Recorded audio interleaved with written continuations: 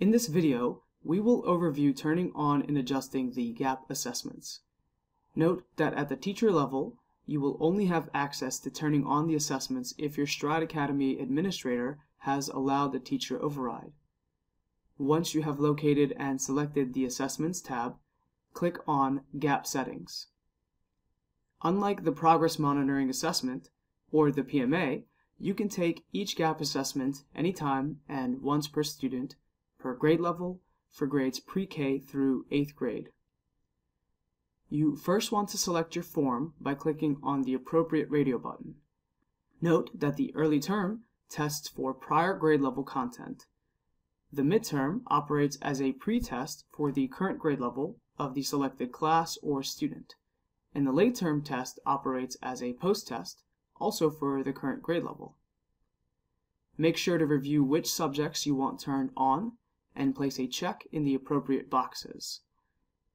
Both reading and math are selected as defaults, and science is not available for the gap assessments. You can turn on the gap assessment with these settings that you have selected by simply selecting the On Radio button and clicking on Save. Keep in mind that the gap assessment will not automatically switch to the next form. You will need to configure each gap assessment manually. For example, if you started a midterm assessment and you eventually wanted to test using the late term assessment, you will have to make sure to log into the teacher control panel when you are ready and manually select the late term radio button. Make sure that the assessment is on and click Save once again.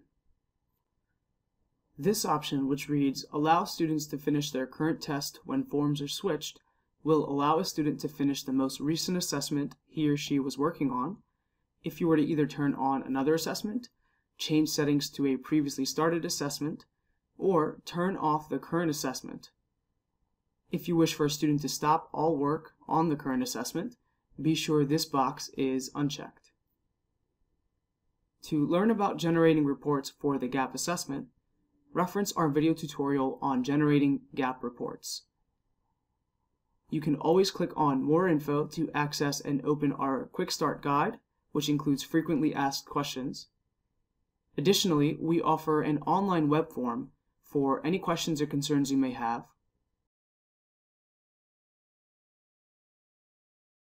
And you can always directly contact our customer support team.